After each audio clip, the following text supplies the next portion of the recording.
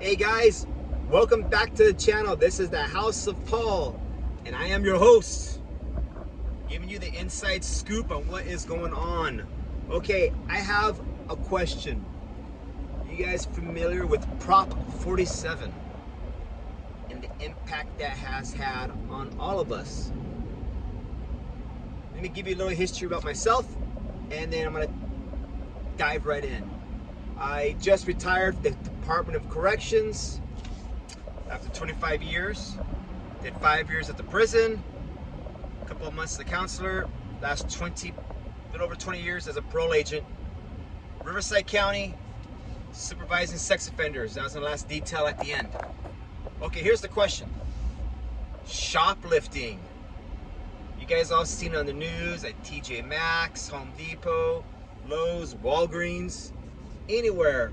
These 7-Eleven, these mob of kids or just your basic thief would go into, let's just say, a Walgreens or big box store, take the item, and walk out.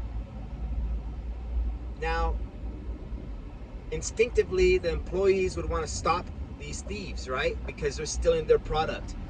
Like, I know some stores, they do profit sharing. So the more profit the store does, the bigger the bonus and the better the raises the employees get. Makes sense. So when a thief walks out with a drill, the employee's like, hey, that's my money. That's my next quarter's bonus you're stealing. So the employees would instinctively want to stop them. However, all the policies at most stores, I don't think any store says go after them, will prohibit employees from stopping or trying to apprehend the thieves. And you've seen this at Home Depot. You've seen it at Walmart quite a bit. They will check your receipt, and I think that's a good tactic, because you at least got to go through a person. Now, if you go to a store and they do not check receipts, wow, it's kind of like open game. Because back in the day, and here's a parole story coming up.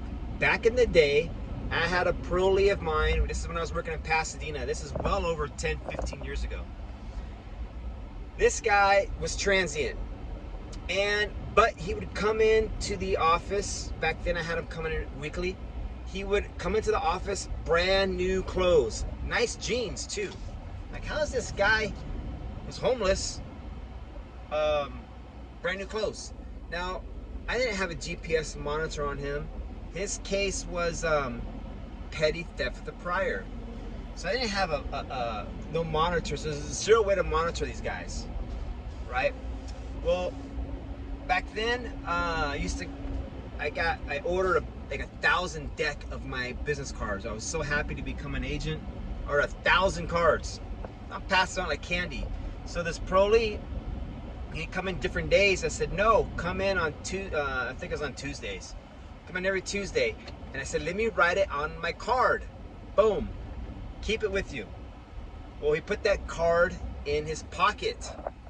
Well, after the visit, or maybe the next day or two, what does he do? He goes to the Macy's somewhere there in Pasadena, off of Colorado Boulevard, and his get down was he would get the same pair of pants, take them to the dressing room, flip them, he'd change them out, boom, walk out. Now the stores knew who he was, but they could never catch him. And this is when security guards back in the day could stop. Right now, due to lawsuits and guard safety, they almost don't want you to stop. But anyhow, the parolee he hung up his old pants. But what did I tell you I gave him the day before, 2 days before? He had my business card in there. And it had my name. And it had report dates, blah, blah, blah. Oh, and I gave him new parole conditions at the time. I think I added his, if he's transient, come in weekly. And back then, we used to handwrite them. In the little block right there, we used to handwrite them, report every Tuesday, as long as you're transient, something like that. So the employees at Macy's, when they see the pants, they're like, man, it stinks. They go through it, they're like, whoa, this piece of paper says parole conditions. We really can't read it because it's a carbon copy and it's been sitting there for a few days.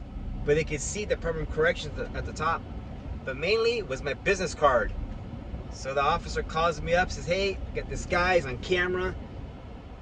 We want to arrest him. I said, well, he's going to come in next week Tuesday. Okay, next week Tuesday it is. That was like on a Thursday, right? Well, that day going home, I'm driving, boom, I see dude walk down the street. Now, parole agent policy, it was back then, still is, we cannot make arrests on our own. You do not arrest at all costs, all that stuff, right? So what I did was, I didn't make no arrest. I just stopped and I started talking to him. Hey, whatever his name was, I forgot. This is where you're transient here, blah, blah, blah. You know, I got to have you come to the office tomorrow to update. You know, I started making up some bullshit. But then I'm like, hold on a second. Got on my phone. I called that officer. Hey, officer, whatever his name was. Dude's right here.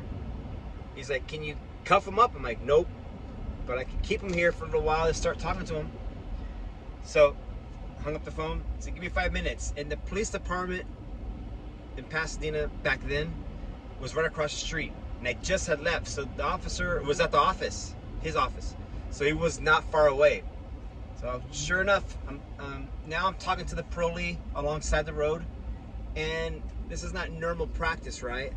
I mean, I never stopped on the side of the road. I never stopped anybody. But we were just shooting the breeze real quick. And he could tell that I was like stalling. I'm like, yeah, I'm just trying to kill time because traffic going eastbound is crazy off the 210. And then finally we hear like a siren. And he looks at me and I thought that was the police. So I tell him, hey, check it out. You're gonna see 1, 2, maybe 3 police cars in a few minutes. Don't run. Because guess what I'm gonna do? I'm not gonna do anything. But I'm telling you, do not run. Because I guess some officers are gonna come talk to you. Now I was doing that because I thought that was them. But the sirens I heard was the fire department and it went right by me. I was like, shit. But the police were right behind them actually. Long story short, and this is back in the good old days when parole had some teeth, had some investigatory power. Long story short, the parolee got arrested, got convicted for petty theft with the prior. And guess what? His happy ass, boom, went right up to Wasco State Prison, Inmate Reception Center. Now, he only got a year and 12 months. He got like minimal, right? But guess what? He got prison time. He got off those streets and maybe he never did it again, or he could be in prison again right now. Who knows? But that's when parole had some teeth. Right now, it would never happen. It would never happen. The opposite would happen. So anyways, that's a parole story tied into Prop 47 and how the threshold, instead of $400 for felony, now I believe it's $950. And it'd take an act of pure luck for an officer to be present when that happens, because employees can't detain. Security guards, the companies don't want them to detain. So it has to be like perfect scenario to catch a crook nowadays. But anyhow, we see how things go next couple of months. Again, thank you guys for tuning in to my channel. Consider subscribing, or actually subscribe and hit that little bell somewhere right there. Hit that bell right now. Just hit it. Boom. Hit that bell. Hit that subscription. Share it. And have a good time. Alrighty, guys. You guys have a great rest of the day. Stay safe. Bye.